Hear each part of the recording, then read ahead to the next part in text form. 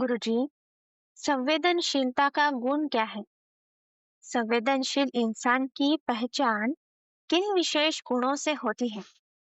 जैसे कि आपने उदाहरण दिया कि एक बेटा पिता के प्रति संवेदनशील था, वैसे ही अन्य मनुष्यों, जीवों, प्रकृति और जीवन की परिस्थितियों के प्रति संवेदनशील व्यक्ति का क्या भाव होता है?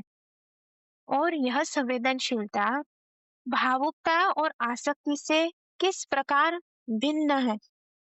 ऐसा है, संवेदनशीलता जो है, अगर आप वैज्ञानिक भाषा में इसे समझना चाहो, तो इसको ऐसा समझो कि कहीं से लो वोल्टेज भी आ रही हो और आपके हृदय को प्रभावित कर रही हो। लो वोल्टेज का मतलब जो है कि थोड़ी शक्ति भी आप पे उसका असर होता है, असर हो सकता है। जैसे इलेक्ट्रॉनिक सर्किट्स होते हैं, उसमें थोड़ी वोल्टेज से ही वो सेंसिटिव हो जाते हैं। तो ये संवेदनशीलता है, गहरी संवेदनशीलता है। इसमें कुछ ज़्यादा वोल्टेज की ज़रूरत नहीं होती, ज़्यादा शक्ति की ज़रूरत नहीं होती। लेकिन भावुकता और आसक्ति में ज़्यादा शक्ति की ज़रूरत होती है, ताकि वो आपको प्रभावित कर सकें, क्योंकि वो आपके मन से भी लिंक्ड है। संवेदनशीलता गहराई से आपके हृदय से लिंक्ड है।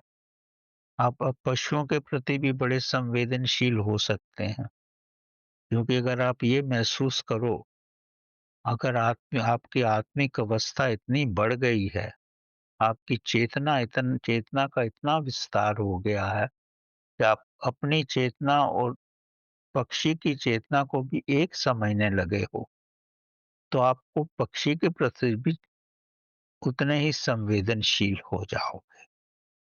ये आपकी चेतना का विकास है।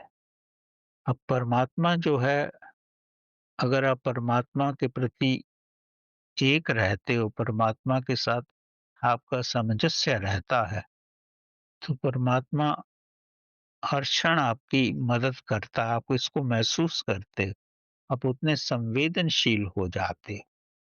कई बार ऐसा होता है, कोई एक्सीडेंट होने वाला हो, तो सडनली आपको बचाया जाता है, क्योंकि आप प्रभु की शक्ति के साथ एक हैं।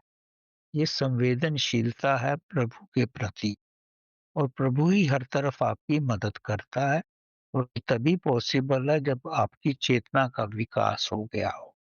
चेतना का विकास मतलब आत्मिक विकास हो। ये हमारा संबंध तो 2 ही तरह का है, या आत्मिक संबंध है या भौतिक संबंध है। तो आत्मिक संबंध जितना ज़्यादा होगा, उतने ही आप ज़्यादा संवेदनशील हो। ही आप जागरूक रहते हो। संवेदनशीलता से ही आप ध्यान की गहरी अवस्था में जाते हो।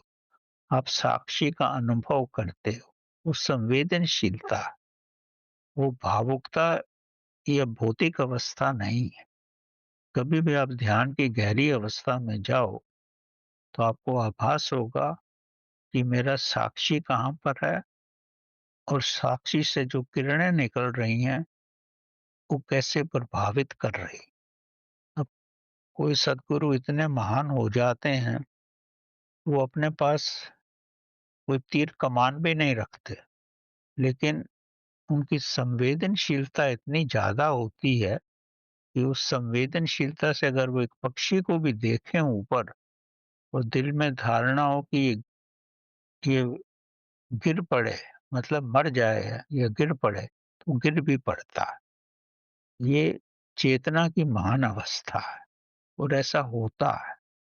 भावुकता से ये सब पॉसिबल नहीं।